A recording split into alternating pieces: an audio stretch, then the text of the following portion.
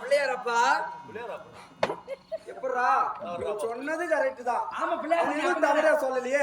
பிள்ளையாருக்கு தந்தை, அதனால பிள்ளையாரோட அப்பான்றத சேர்த்து பிள்ளையார் அப்பா சொன்னா கரெக்டா தான் இருக்கும். எல்லாம் கரெக்டா தான் இருக்கும். புத்தகம் அமைதியாக இருக்கும், அதை படித்தவன் ஆட்டம் போடுவான்.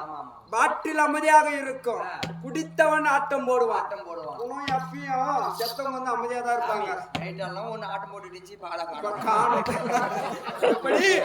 பின்னம் அமைதியாக இருக்கும், அதை தூக்கி செல்பவன் ஆட்டம் போடுவான். அது மாதிரி இன்னைக்கு இது நடக்கணும், இப்படிதான் நடக்கணும், அது எழுதிருக்கு. அவங்க பேசணும், நம்ம இன்னைக்கு கேட்கணும்னு ரைட் அவங்க ஒருத்தனால இருக்குது. சரி, அப்படி இருந்தாலும் தம்பி நான் யார் என்று பார்த்தா தெரியுதா?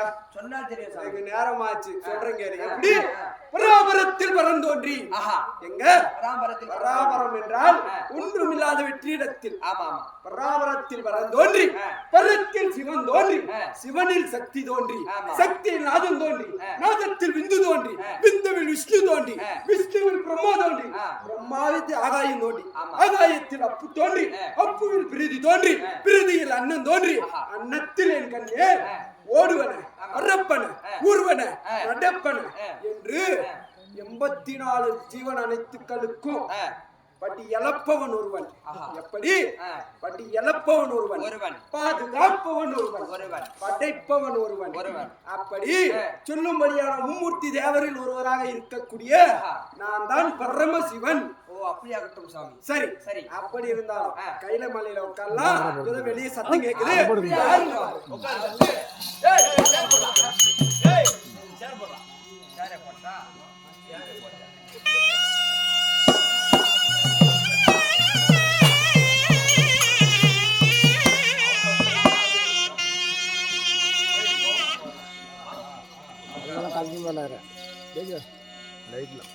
அவனுக்கு வரணும், போயிட்டு வரலாம்.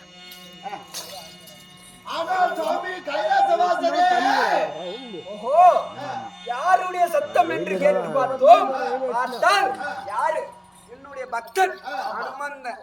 அவனை பார்த்து என்ன பாக்குற மாதிரி இருக்கும். சரியா?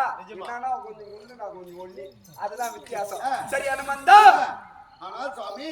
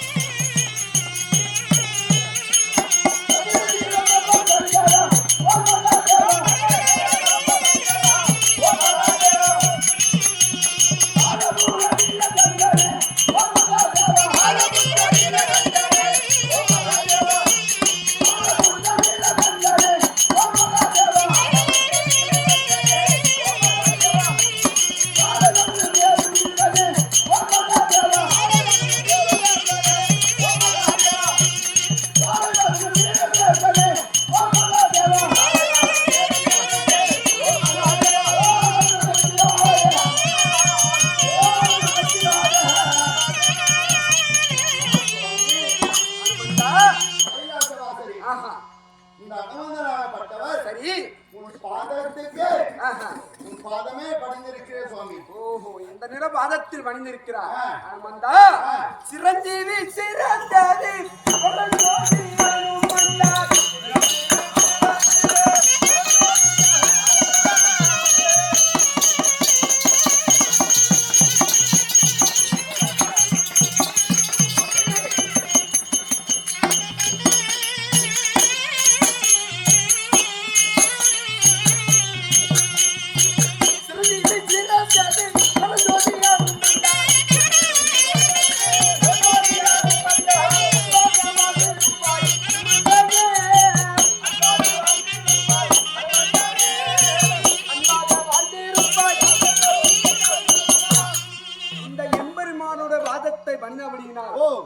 எப்பொழுதும் உன்னுடைய புகழ் இந்த உலகம் முள்ளும் பரவி காசு